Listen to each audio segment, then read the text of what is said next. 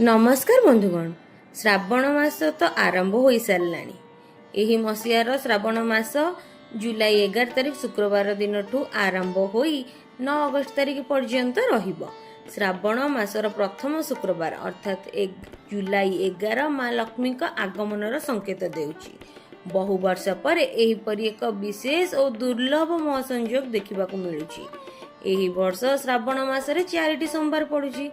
प्रथम सोमवार व्रत जुलाई 14, द्वितीय सोमवार व्रत जुलाई 21, तृतीय सोमवार व्रत जुलाई 28 एवं चतुर्थ व शेष व्रतटी 4 अगस्त रे पड़ुची। 9 अगस्त रे श्रावण मासर समाप्ति घटुची। आज रही वीडियो रे आमे आपण मानको श्रावण मासरे विवाहिता महिला माने कौन सी काम करबा उचित, को काम करबा उचित नुहे ए विषय रे जणैबाकू जाउछु। श्रावण मास विवाहिता महिला कुंवारी कन्या मानक पई अत्यंत शुभ बोली मना जाए। श्रावण मास अत्यंत पवित्र मास अटे। यह हेउची प्रभु भोला शंकर माँ पार्वतींकर मास। एही मास को गंगा जल परी पवित्र बोली मना जाय थाए। श्रावण मासरे बहुत किछि करिबा आवश्यक नहीं, मात्र एक लोटा जल शिवलिंग ऊपर अर्पण कले भी भगवान शिव आपणकर समस्त संकट दूर कर दे थांती। सेतपई बहुत जन एई टाइम रे बोलबम यात्रा मध्ये करि जाई थांती। जदि आपण बोलबम जाई न परछंती तेबे किछि कथा नै, आपण ए छोट उपाय मध्ये आपण निजे मंदिर को जाई करि परिबे। शिव पुराण अनुसार एही श्रावण मासरे घरर कौनसी जने सदस्य तंबा पात्र रे जल भरी ता देहरे गंगा जल गोटे लाल फूल रखी शिवलिंग उपरे अर्पण कले भगवान शिव धन समृद्धि रे आपण को भरपूर करदेवे। से माने श्रावण मासरे पृथ्वी ऊपर को आसंती और भक्तों घरे घरे वास करती। जेमिति कि आमर कथार अच्छी मार्गशीर मास गुरुवार सुदशा व्रत दिन माँ लक्ष्मी आम घर घर बुली देखती किए केमिति पूजा करुछंती। सेही भली एही पवित्र श्रावण मासरे मध्य भोला शंकर समस्त घर उपरे परिवार उपरे दृष्टि पकाती। केउ भक्त तांको किभଳି भाबरे डाकुची, किभଳି भाबरे पूजा करुची से विषय से परखी तांको बर दियंती। आपण माने तो जानिथिबे प्रभु भोला शंकर होउचंती कोपे बर नले तपे बर। बेले बेले अल्प पूजार भी से संतुष्ट होई आपनक मनस्कामना पूर्ण करि थांती। आपनक पूजार विधि जदि श्रद्धा स्नेहर सहित करि थांती ताले भोला शंकर आपनकर इच्छा निश्चित रूप रे पूर्ण करि थांती। मनरे ईश्वरक प्रति श्रद्धा, भक्ति, भल पाइबा ओ पवित्र भाव थिबा दरकार। जदि आम एमिति भाव धारण करि पारिलु तेबे निश्चित भाव रे महादेव आमको फल देई थांती आ आम पूजार सिद्धि होई थाए। कारण प्रभु भोला शंकर होइछन्ती समग्र ब्रह्मांडर पिता। आमे जदि सहृदय डाकिबा आमे तांको संतान से केमिति न आसीबे। बंधु माने आपण जदि शिव को निज हृदय भल पाउथिबे ताले निश्चित भाव रे कमेंट बॉक्स रे ओम नमः शिवाय बोल लिखिबा को भूलिबे नहीं। आम चैनल को सब्सक्राइब करि देबे एही भली वीडियो देखिबा पई। विवाहिता महिला पई श्रावण मास बहुत शुभ और पवित्र बोली मना जाय थाए। जेपरी आमे समस्ते जानिचु श्रावण मास सोमवार व्रत जेते महत्वपूर्ण सेही परि माँ पार्वती को समर्पित मंगला गौरी व्रत मध्य एही मासरे महिला माने करिथांती। एही व्रतर उद्देश्य हेउची जीवन रे सदा सौभाग्यवती होई रहिबा। तेणु विवाहित महिला माने एही व्रत करी माँ मंगला गौरी को प्रसन्न करिथांती। श्रावण मासरे माँ पार्वतींकर उपासना जीवन रे दुख, सौभाग्य, धन, कीर्ति, वैभव अपार भाव रे वृद्धि करिथाए। एही सौभाग्य केवल साधारण नुहे, अनंत धन, अनंत आयु, पतिर उन्नति, दीर्घायु, प्रसन्न विवाहित जीवन एवं संतान सुख मध्य देइथाए। जेउ माँ भौणी माने संतान आशा रखिथिले किंतु पाई पारुनथिले सेमानकु मध्य एही व्रत उपासना द्वारा फल मिलिथाए। घरे सुख समृद्धि लगी रहे। एही श्रावण मासरे समस्त भक्त माँ पार्वती को प्रभु भोला शंकर शरण रे थांती। किंतु विवाहिता महिला माने गोटे विशेष कथा अछि जेउठी पतिंकर उन्नति सौभाग्य पई किछि विशेष कार्य करिबा दरकार।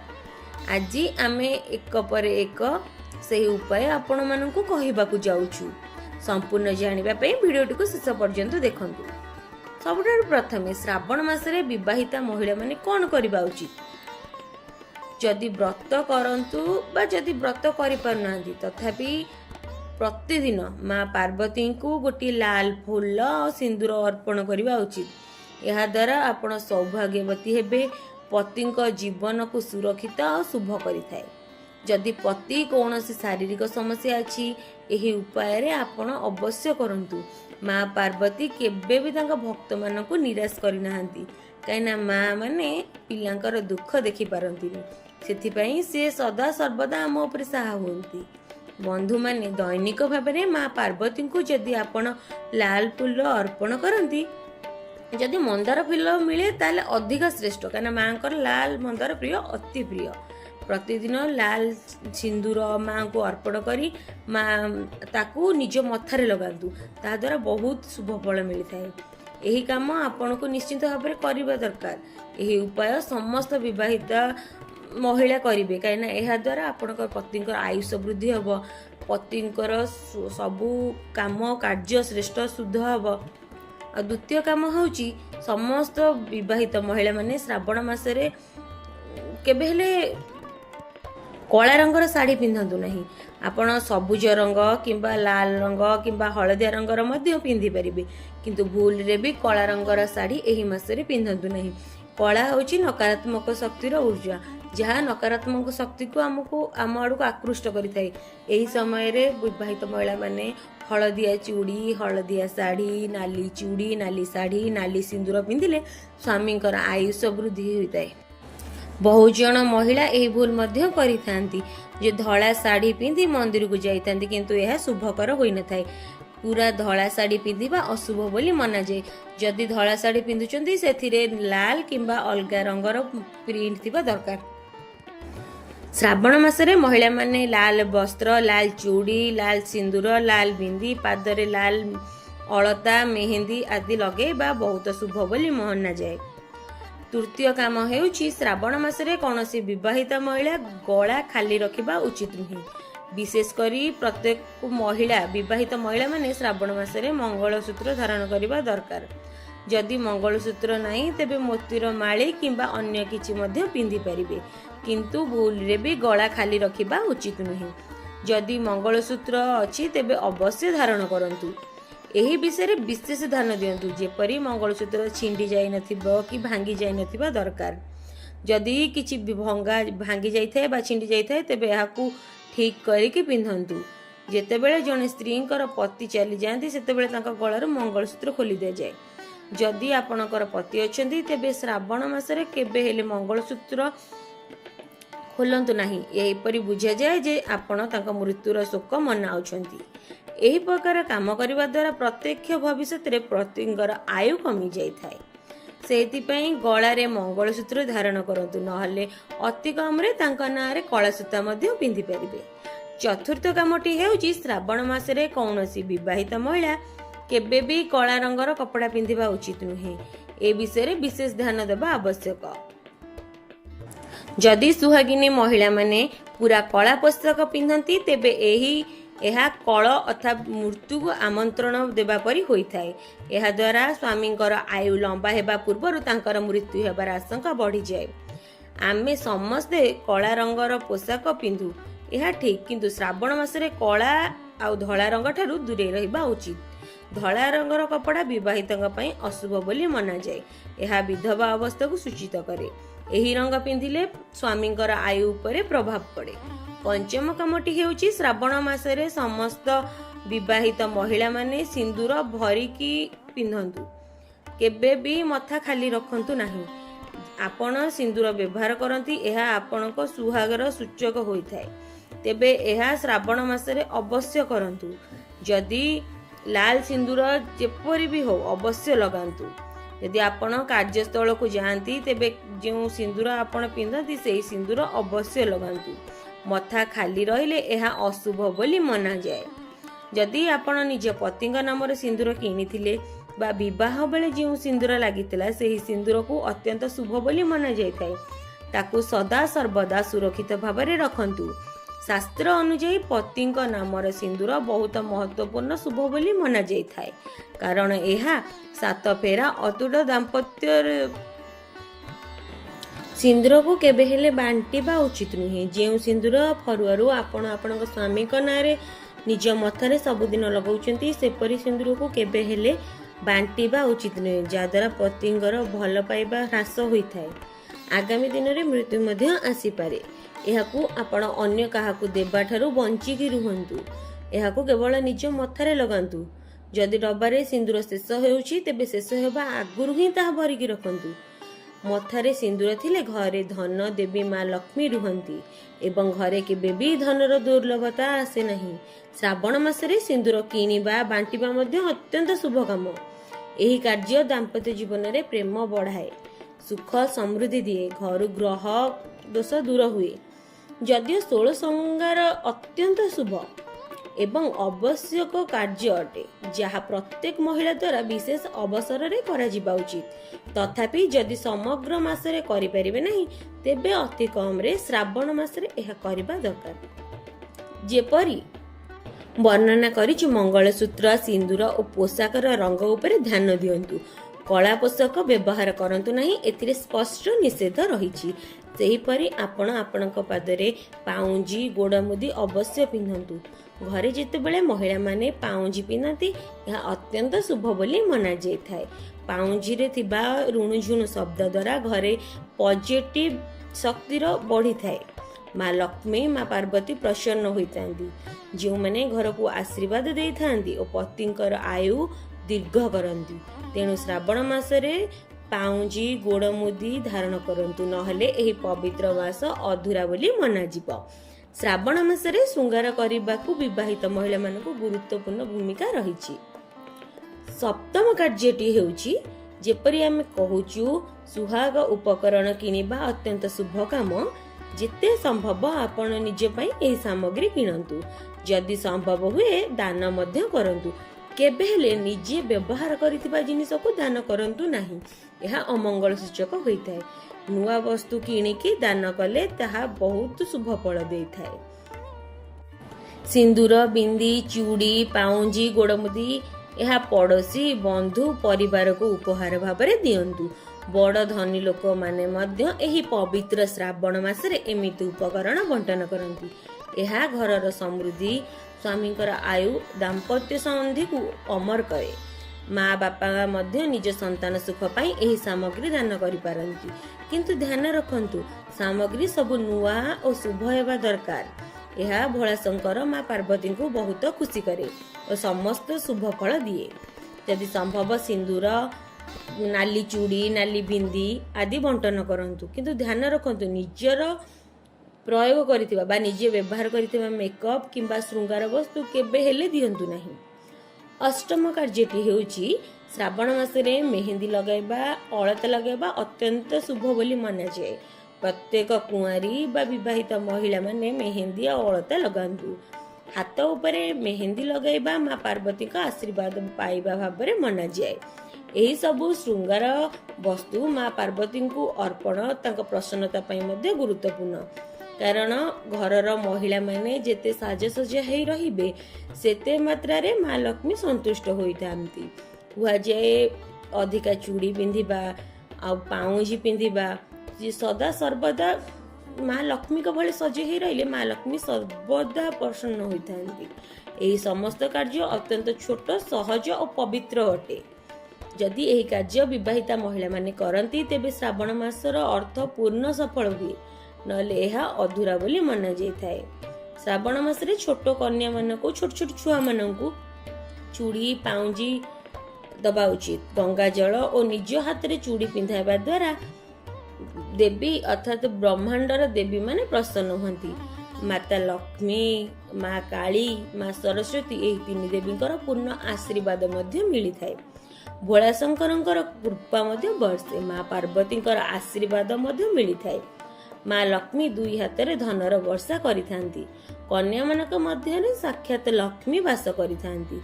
ତେଣୁ ଯଦି ଆଶୀର୍ବାଦ ଚାହୁଁଛନ୍ତି, ତେବେ ଶ୍ରାବଣ ମାସରେ ଛୋଟ ଛୋଟ କନ୍ୟାମାନଙ୍କୁ ଏହି ଜିନିଷ ମାନ ଦିଅନ୍ତୁ, ଉପହାର ରୂପରେ ଦେଇପାରନ୍ତି। ବର୍ଷରେ କେବଳ ଏକ ଥର ଆସେ ଏହି ପବିତ୍ର ଶ୍ରାବଣ ମାସ। ତେଣୁ ଏହି ଶ୍ରାବଣ ମାସରେ କନ୍ୟାମାନଙ୍କୁ ଅବଶ୍ୟ ବଣ୍ଟନ କରନ୍ତୁ। ଏହି କାମ ଆପଣଙ୍କ ଜୀବନ ଉଦ୍ଧାର କରିବ, ଅନେକ ପାପ ମଧ୍ୟ ଶେଷ ହୋଇଯିବ। କନ୍ୟାମାନଙ୍କୁ ଏହି ଜିନିଷ ବଣ୍ଟନ କଲେ ଆପଣଙ୍କର ଅନେକ ତୀର୍ଥଯାତ୍ରାରେ ସଫଳ ହେଲେ ଯେତିକି ପୁଣ୍ୟ ମିଳେ ସେହିଭଳି ପୁଣ୍ୟ ଫଳ ମିଳିବ ବୋଲି କୁହାଯାଇଥାଏ। ଯଜ୍ଞ କରିବା, ଗଙ୍ଗା ସ୍ନାନ କରିବା, ଗାଈ ଦାନ କରିବା, ଗାଈ ମାତାକୁ ଭୋଜନ କରାଇବା ଦେବା ସହ ସମାନ ହୋଇଥାଏ। ଏହିପରି କାମ କଲେ ଆପଣଙ୍କ ଘରର ସମସ୍ତ କଷ୍ଟ ଦୂର ହୋଇଥାଏ। ଏବେ ଆସନ୍ତୁ ଜାଣିବା ଶ୍ରାବଣ ମାସରେ କେଉଁ ଭୁଲ କେବେ ବି କରିବା ଉଚିତ ନୁହେଁ, ଯାହାଦ୍ୱାରା ଭଗବାନ ଶିବ କ୍ରୋଧ ହୋଇପାରନ୍ତି, ଆପଣଙ୍କ ଉପବାସ ଭଙ୍ଗ ହୋଇପାରେ। ଶାସ୍ତ୍ରରେ କୁହାଯାଇଛି ଯେଉଁ ଲୋକ ଉପବାସ କରୁଛନ୍ତି ସେମାନେ କେବେ ହେଲେ ଉଦ୍ଧାର ନେଇ ଖାଆନ୍ତୁ ନାହିଁ। ଫଳ ହଉ ବା ଖାଦ୍ୟ ହେଉ, କୌଣସି ବି ଜିନିଷ, ଏହାଦ୍ୱାରା ପାପ ଲାଗେ, ଉପବାସ ଅଧୁରା ରହେ। ସୋମବାର ବ୍ରତ ହେଉ ବା ଅନ୍ୟ କୌଣସି ଉପବାସ, ପଡ଼ୋଶୀଙ୍କ ଠାରୁ ମାଗିକି ଉଦ୍ଧାର ନେଇକି ଏହି ଉପବାସକ ପବିତ୍ର ଭଙ୍ଗ ହୋଇଥାଏ। ଭଗବାନଙ୍କ ଶରଣ ନେଲେ ମିଥ୍ୟା କଥା ନ କହିବା, ଉଦ୍ଧାର ନ ନେବା, ଚୁଗଲି ନ କରିବା, ମାଗିକି ଖାଇବା। ଯଦି କେହି ନିଜ ଇଚ୍ଛାରେ ଆପଣଙ୍କୁ କିଛି ଦିଏ ତେବେ ସେଥିରେ କିଛି ଆପତ୍ତି ନାହିଁ, କିନ୍ତୁ ଉଦ୍ଧାର ମାଗି ଖାଇବା ପାପ ବୋଲି ମନାଯାଇଥାଏ। ଦ୍ୱିତୀୟରେ, ସୋମବାର ବ୍ରତ ହେଉ କି ଶ୍ରାବଣ ମାସ, ଆପଣ କେବେ ବି ନାଶପାତି ଫଳ ଖାଇବେ ନାହିଁ। ଏହି ଫଳର ନାମ ରହିଛି ନାଶ ଅର୍ଥାତ୍ ବିନାଶ। ତେଣୁ ବ୍ରତ ଦିନ ଏହି ଫଳ ଖାଇବା ଅଶୁଭ ବୋଲି ମନାଯାଇଥାଏ। ଅନ୍ୟ ସାଧାରଣ ଦିନ ଆକୁ ଖାଇପାରିବେ, କିନ୍ତୁ ବ୍ରତ ଦିନ ଏହା ଖାଇବା ବିଲକୁଲ ବି ଉଚିତ ନୁହେଁ। ଭଗବାନଙ୍କୁ ମଧ୍ୟ ଏହି ଫଳ ଅର୍ପଣ କରିବା ଉଚିତ ନୁହେଁ।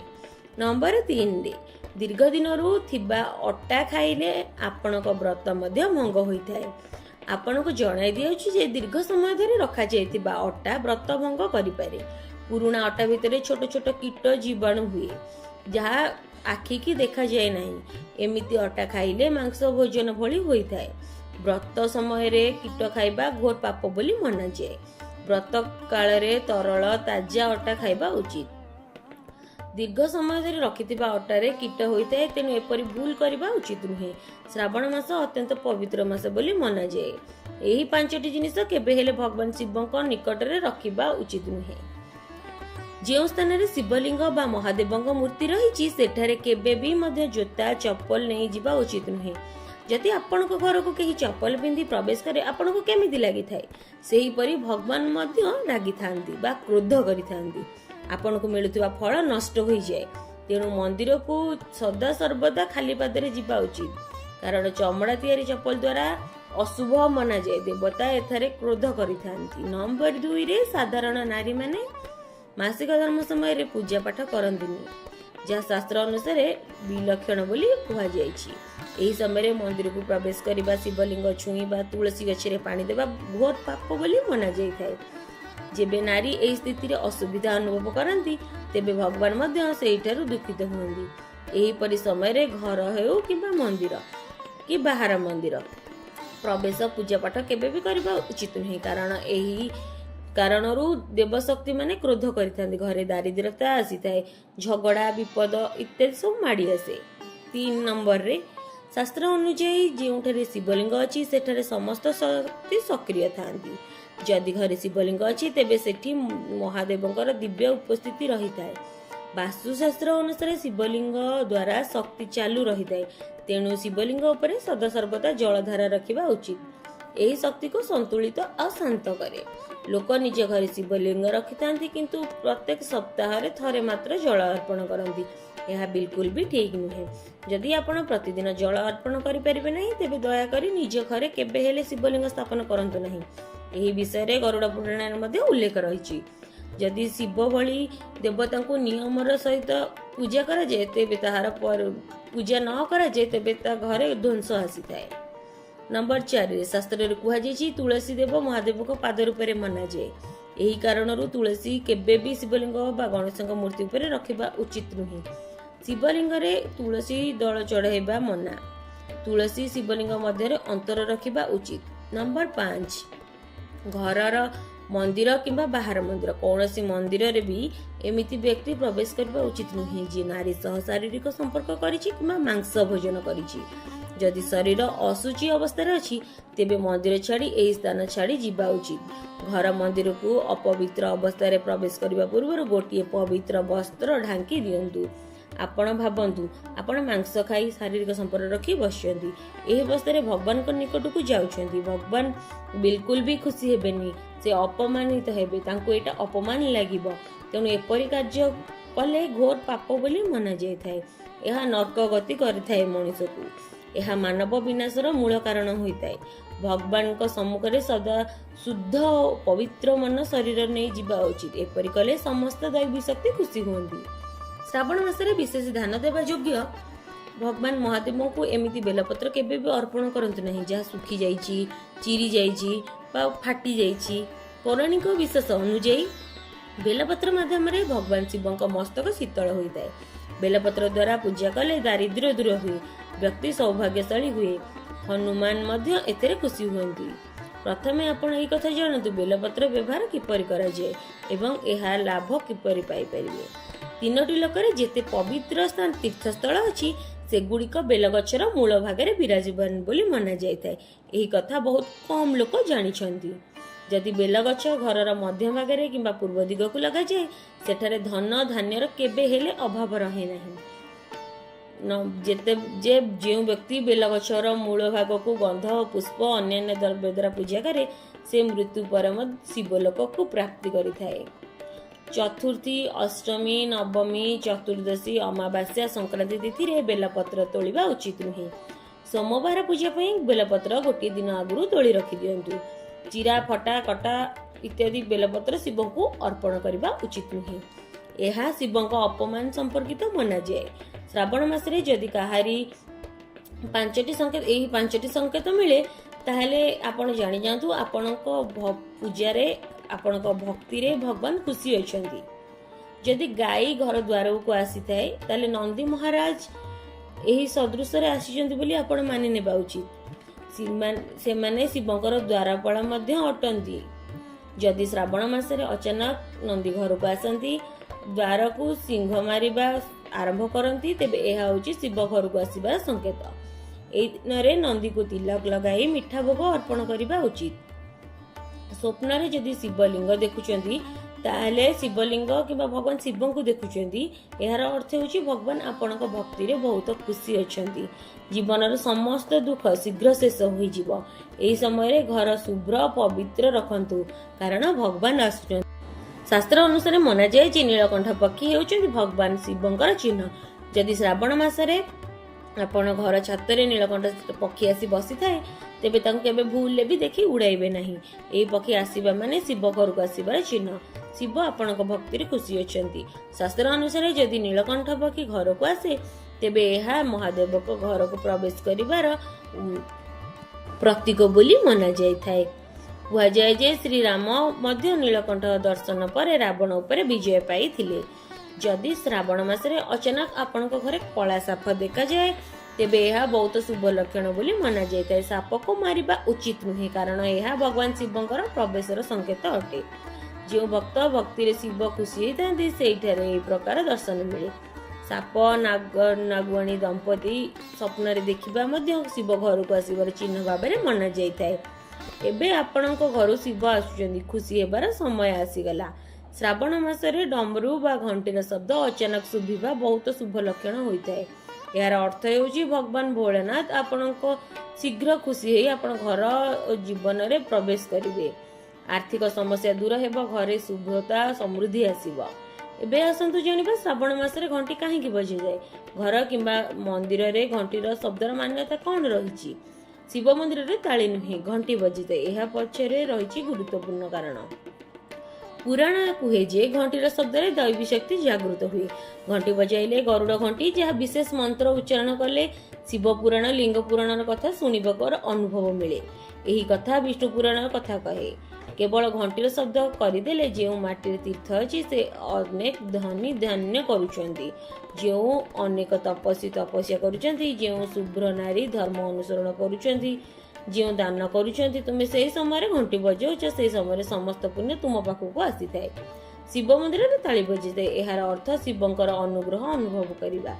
ଯେଉଁମାନେ ଭଜନ କରୁଛନ୍ତି, ପୂଜା କରୁଛନ୍ତି, ଅଭିଷେକ କରୁଛନ୍ତି ସେମାନେ ପୁଣ୍ୟ 3 ଥର ତାଳି ବଜାଇଲେ ତୁମ ଖାତାରେ ଆସିଯାଇଥାଏ। ଏହି ପୁଣ୍ୟରେ ତୁମ ଭାଗ୍ୟ ବଳବତୀ ହୁଏ ଏବଂ ଶିବ ନିଶ୍ଚିନ୍ତ ଖୁସି ହୁଅନ୍ତି। ଘରେ ଗରୁଡ଼ ଘଣ୍ଟି ବଜାଯିବାର ବିଶେଷ ଶୁଭ ବୋଲି ମନାଯାଇଥାଏ। ଏହି କାରଣରେ ଛୋଟ ଛୁଆଙ୍କୁ ଖେଳିବା ପାଇଁ ଗରୁଡ଼ ଘଣ୍ଟିକୁ ଦିଆଯାଇ ନଥାଏ। ତାଙ୍କୁ ଅନ୍ୟ ଖେଳନା ମିଳିପାରେ କିନ୍ତୁ ଗରୁଡ଼ ଘଣ୍ଟି ନୁହେଁ। ଏହା ଶବ୍ଦ କରିବା ମାନେ ତୁମେ ଅନେକ ପୁଣ୍ୟ ସଞ୍ଚୟ କରୁଛ। ଘଣ୍ଟି ଯେତେବେଳେ ଖୁସି ହେଇ ବଜାଯିବ, ତାଳି ବଜାଯିବ, ଭଜନ କରାଯିବ, ତେବେ ଶିବ ଖୁସି ହୋଇଥାନ୍ତି। କିନ୍ତୁ ଯଦି ମନ୍ଦିର ବନ୍ଦ ଅଛି ତେବେ ଘଣ୍ଟି ବଜାଯାଏ, ଏହା ଘୋର ପାପ। ଯଦି ଭଗବାନ ଶୋଇଥିବେ, ବିଶ୍ରାମ ସମୟରେ ମନ୍ଦିର ଦ୍ୱାର ବନ୍ଦ ଅଛି, ଘଣ୍ଟି ବଜାଯାଇବା ମାନେ ଏକାଦଶ ବ୍ରାହ୍ମଣ ଭୋକିଲା ଥିବାର ଦୋଷ ଆପଣଙ୍କୁ ଲାଗିଥାଏ। ଏହା ଘୋର ପାପ ବୋଲି ମନାଯାଇଥାଏ। ଘଣ୍ଟି ବଜାଇବାର ସବୁଠୁ ଶ୍ରେଷ୍ଠ ସମୟ ସକାଳ 4ଟାରୁ ରାତି 11 ଦିନ 11ଟା ପର୍ଯ୍ୟନ୍ତ, ସନ୍ଧ୍ୟା 6ଟାରୁ ରାତି 11ଟା ପୂର୍ବରୁ ବଜାଯାଏ। ମଧ୍ୟରାତ୍ରି 12ଟା ପରେ ଘଣ୍ଟି ବଜାଇବା ଦେବତାଙ୍କୁ ତାଙ୍କ ବିଶ୍ରାମ ସମୟରେ ଉଠାଇବା ସହ ସମାନ। ଏହା ତୁମ ପୁଣ୍ୟକୁ ନଷ୍ଟ କରିଦେଇପାରେ। ଯଦି ଆପଣ ମହାଦେବଙ୍କ କୃପା ଚାହୁଁଛନ୍ତି, ସତ୍ୟ ହୃଦୟରୁ କମେଣ୍ଟ ବକ୍ସରେ ଲେଖନ୍ତୁ ହର ହର ମହାଦେବ।